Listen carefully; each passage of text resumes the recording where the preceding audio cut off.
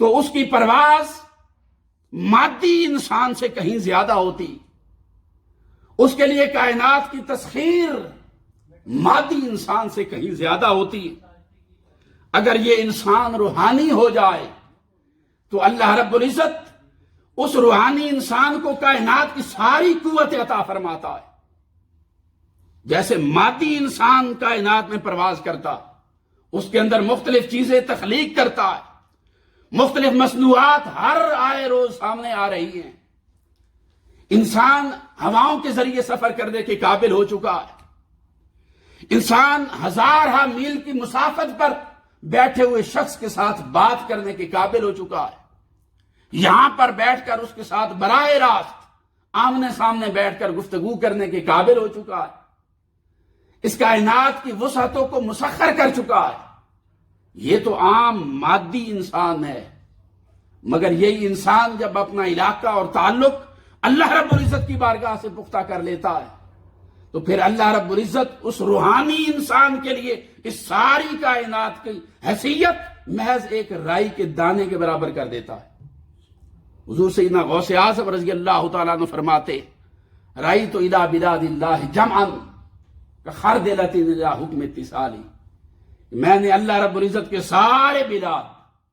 اس زمین میں کائنات میں پھیلے ہوئے سارے شہروں کو اس طرح سے دیکھ لیا ہے جیسے اپنی ہتھیلی پر رائی کے دانے کو دیکھا جاتا ہے۔ یہ روحانی پرواز ہے۔ پھر کسی کی پرواز اس سے زیادہ ہوتی ہے اگر انسان روحانی ہو جائے۔ مسخر اللہ پاک نے کیا ہے۔ اپنے اندر یہ استعداد ہم نے خود پیدا کرنی کہ ہم اس کائنات میں اس کی مادیت کے اندر گم ہونے کی بجائے اگر اپنے من میں غور و فکر کرنے لگیں اور اپنے خالق کی معرفت حاصل کر لیں اور اپنے آپ کو پہچان لیں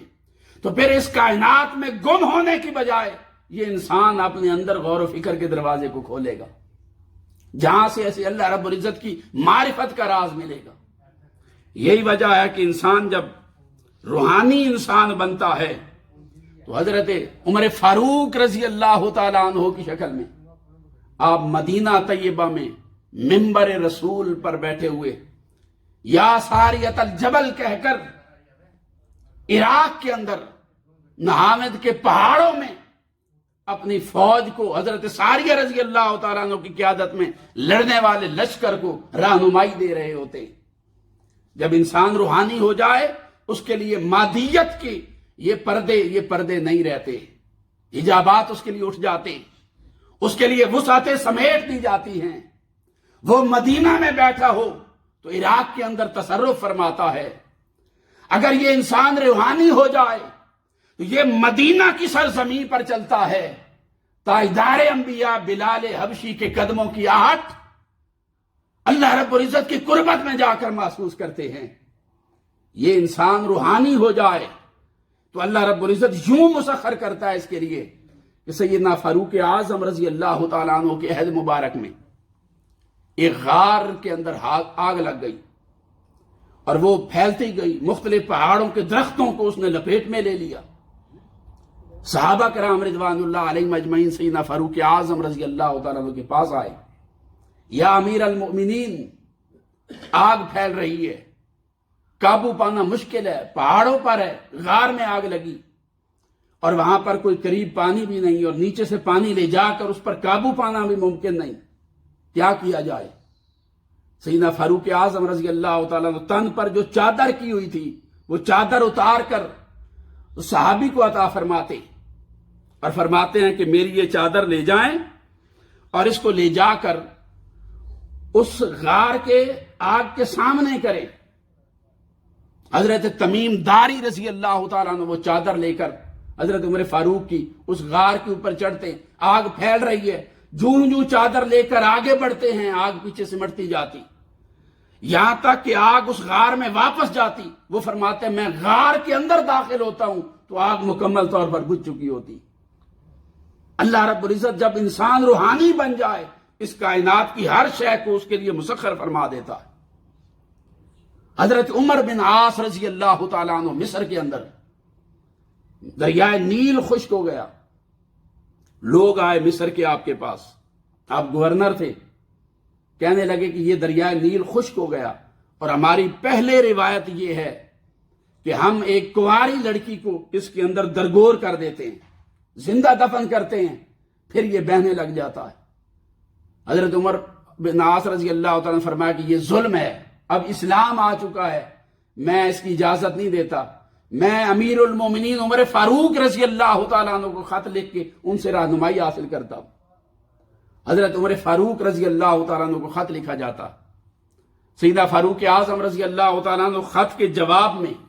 دریائے نیل کے نام ایک خط لکھتے ہیں، الى نیل مصر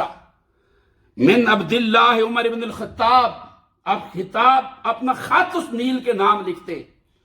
اور فرماتے ہیں کہ اے دریائے نیل، ان کنت تجری بنفسک فلا حاجت لنا،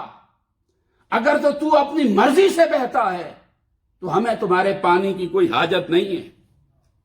ہمیں تمہاری ضرورت ہی نہیں ہے۔ اور ان کنت تجری باللہ، اور اگر تو اللہ کے حکم سے جاری ہوتا ہے اور بہتا ہے تو فرماتے فنجر علی اسم اللہ، پھر اللہ کے حکم سے جاری ہو جا۔ وہ خط لکھا دریائے نیل کے اندر، حضرت عمر بن عاص نے اپنے ہاتھوں کے ساتھ جا کر وہ خط دبایا۔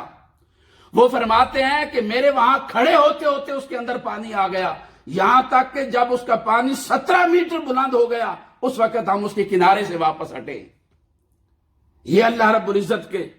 ساتھ جب کوئی بندہ اپنا ربط اور تعلق جوڑ کر روحانی بنتا ہے تو اللہ رب العزت اس بندے کو یہ مقام اور مرتبہ عطا فرماتا ہے۔ اور پھر اگر کوئی بندہ روحانی بن جائے